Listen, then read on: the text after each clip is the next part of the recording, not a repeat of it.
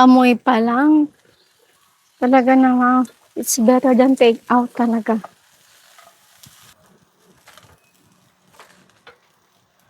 Konting oil.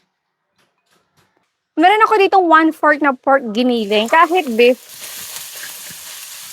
spray lang natin. Pampalasa, paminta. Konting asin. Okay. Kapag nakita na natin itong puti-puti, garlic. So ito ay durug-durugi lang natin. Kapag medyo nagba-brownish na yung ating giniling, chorizo, half na maliit ng bell pepper, all-purpose seasoning, konti lang. Ay, syempre, ating bida, 1-day-old rice. Silagay ko to sa ref at ang malamig pa to. Aray. Beef powder. Paminta.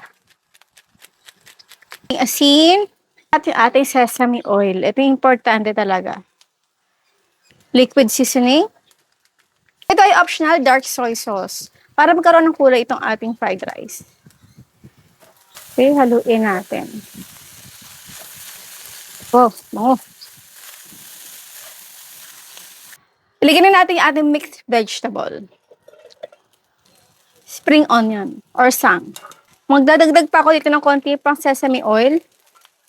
Amoy pa lang, talaga namang it's better than take out talaga.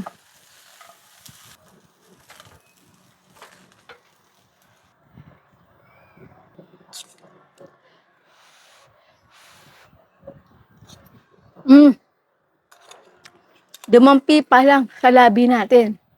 Alam na, napakasarap. So, lagyan nyo ng chorizo yung mga fried rice or kung gusto nyo i-level up yung inyong fried rice kasi nag-level up talaga. Naglalasa siyang authentic. Tsaka, parang sa fast food chain na chow fan. Ang sarap.